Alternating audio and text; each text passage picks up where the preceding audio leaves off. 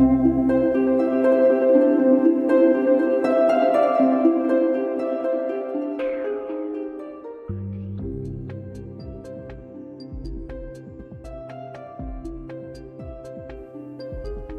remember as you're listening that nothing you hear on the Juicebox Podcast should be considered advice, medical or otherwise. Please always consult a physician before making changes to your healthcare plan or becoming bold with insulin. If you have a great doctor that you use for your type 1 diabetes care or you're looking for one, check out my site, juiceboxdocs.com. It is an ever-growing list of doctors and practitioners sent to me by listeners like you. If you love the Diabetes Pro Tip episodes and you want to share them with a friend or revisit them easily, you can check them out at diabetesprotip.com. All right, Arden tried Fiasp, and this is what happened.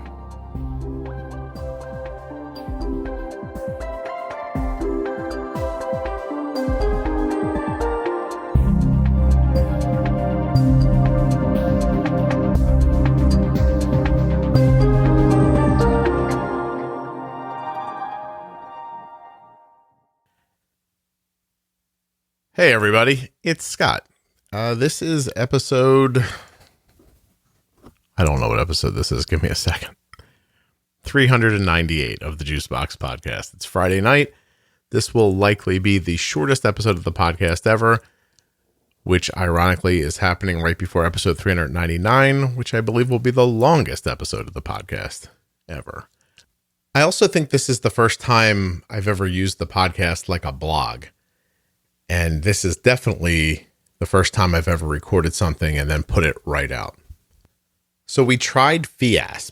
Now Arden uses Apidra as her insulin, and we wanted to try Fiasp because we heard that for some people it worked quicker and had a shorter tail or lasted longer in the system. Online, anecdotally, it has about 3 different basic stories, right? So first, I guess, what is Fiasp? Fiasp is I'm going to go right to the website. Fiasp is designed to increase the speed of initial insulin absorption. Fiasp is a formulation of insulin aspart with 2 excipitants added to the solution. Excipitants. I think I said that right. The active molecule in Fiasp is identical to Novolog. The Fiasp formulation contains the addition of vitamin B3 and amino acid to stabilize the formulation. Now, I know about zero about what that means, okay? But what I've heard from other people who have tried the insulin varies. The general stories are either, I use Fiasp, it works much faster, and I love it. I use Fiasp, I didn't notice any difference. I use Fiasp, it works much faster, but it burns. Now, some people that say they experienced injection site like burning or stinging said that after a number of uses it passed and it didn't burn anymore. Some people also report that the speed that Fiasp works stopped being as impressive over time. Now, again, these are all anecdotal things that I've heard on the internet, but we wanted to give it a try. Why? Because we didn't like Apidra? No. Actually, we love Apidra. Arden switched from Novolog to Apidra so many years ago, and I find Apidra to work very smoothly. It's consistent is the best way I can put it. I know what it's going to do. It does what I expect. Peaks kind of gradually, doesn't have a big tail. We like it a lot, actually. Love Apidra. So why did we try Fiasp? Well, because people said it worked faster. So we asked our doctor if Arden could have a little bit to give it a try, and she said sure. So here's the great news about it. It worked really great. Quick onset, really quelled Arden's spikes, nice flat graphs, a significant decrease in a tail of the insulin, fewer lows later, even fewer than we're having with Apidra, which is to say none.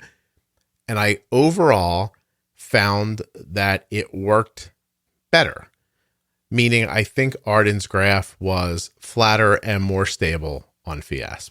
So that's all great news. We didn't have any trouble using it for the full 80 hours in an Omnipod. There weren't any inclusions or anything like that. And Arden used it for 2 full vials. 2 vials. You're thinking, well, why not 3 or 4 or 5, Scott? Good question. Here's the answer to that.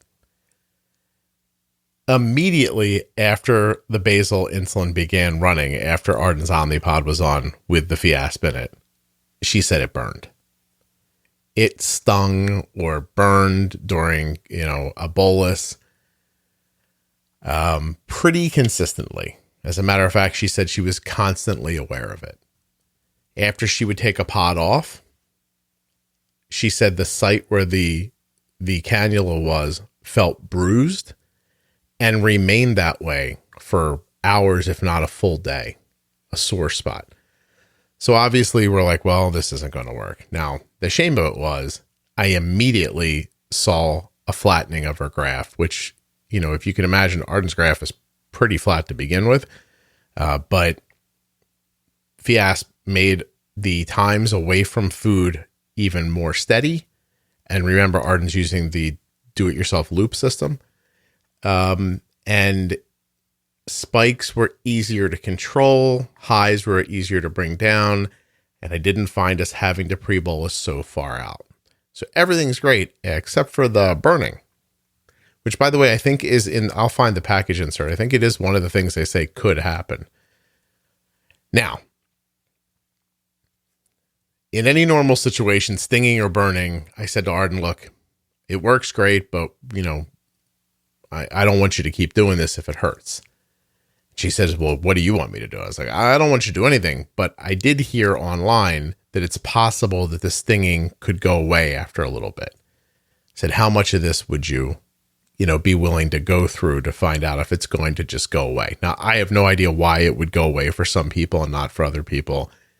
That could be, BS as far as I know, but it's just something I heard online. So I was like, all right, we could, what do you think? She goes, I'll try another one. So we did 2 full vials, she wore it for a while. Every time the same thing, always stung, uncomfortable, and left bruising behind. Now, when I say bruising, I don't mean like brown bruising. She said it felt bruised. The site felt bruised. It didn't look bruised. But man, it worked great. But by the end of the second vial, the stinging did not change. It wasn't lessening. And in honesty, I just, we couldn't keep doing it. Arden wasn't up for keeping going, and I couldn't, in good conscience do it. The shame of it is that it worked astonishingly well. It worked better than any insulin she's ever used. It worked better than Apidra. It was certainly better than Novolog for Arden. And it's one of those things. I guess if you can get some to try, it's worth it. Now, she didn't have it on long enough to find out if it was going to stop working more quickly, which some people say, again, anecdotally online, after 3 months or so, some people see the speedy effect of it kind of lessen. Again, I don't understand how that could possibly be. Definitely not a scientist, but this is just, the quick story of how it worked for Arden. So I'm happy we tried. Arden was not disappointed that we tried. I think that a lot about type 1 diabetes is staying fluid and understanding how new things come into the world. The next faster insulin that pops up is already out. I think Lilly put one out. I don't think we're going to try that one, but I am crossing my fingers that, Sanofi tries to speed up the way Apidra works, because maybe that would jive better with Arden's physiology. Overall, what I can tell you is that a faster acting insulin that does not stay in the system for as long a time is definitely beneficial. Not that that's any great secret, but I definitely saw the benefit in it. I do think if we could have kept Arden on Fiasp, I think we could have more consistently kept her A1C in the lower 5s rather than the mid to, right now I think she's like 5.5, 5.6, 5.7 for like the last year or so. I have no trouble believing, based on how I saw the Fiasp come online and handle initial spike, I would have no trouble believing that she could be more like 5'2" if we were able to keep using it. But it didn't work out for Arden. It's not the biggest deal in the world for certain. And it was definitely worth a try. So you know what I always say, don't look up 10 years from now and say, oh gosh, does nobody do it this way anymore? Am I like the last person using this thing? Try the new stuff out when it makes sense. We didn't just switch to switch, and it didn't work out. And to be perfectly honest, I've got a couple vials of Fiasp. If you live near me, drop me a line. To prove our point out, a few days after Arden was back on Apidra, she had a high blood sugar. And I said, hey, let's try to fix it with Fiasp and see what happens, like just with a needle. And we did, and it worked just as I expected it to. But she said almost immediately, even with the little needle, the injection site burned and stung and persisted for a while. And then she showed me the next day it was red. So I don't know what it is about vitamin B or, those other excipients, but it didn't jive well with Arden. Anyway, I hope you have a much different experience with it. I hope it works great for you if you try it. And, no shade to Fiasp. It really did work great. It wasn't perfect with Arden's body. And so goes things, not the biggest deal. The internet says that common side effects of Fiasp include, there's some stuff they have to list with insulin, low blood sugars, allergic reactions, hypersensitivity, injection site reactions, blah, blah, blah. But really the injection site reactions and I think allergic reactions are the things that Arden was having. So your mileage may vary, of course. Check with your doctor, etc.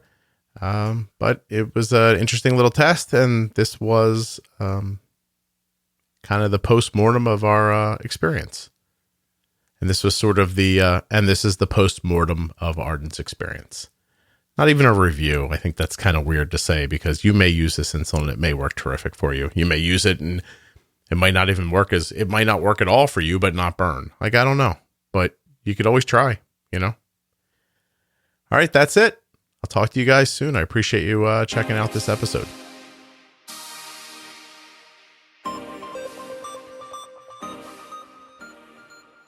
Arden got Fiasp through her doctor with a prescription, and we, of course, paid for it. Nothing you heard here today was in any way related to the company that manufactures the insulin. Don't forget juiceboxdocs.com, diabetesprotip.com. If you're looking to find out more about the podcast, the Juicebox Podcast can be found at juiceboxpodcast.com or any podcast app. Check it out.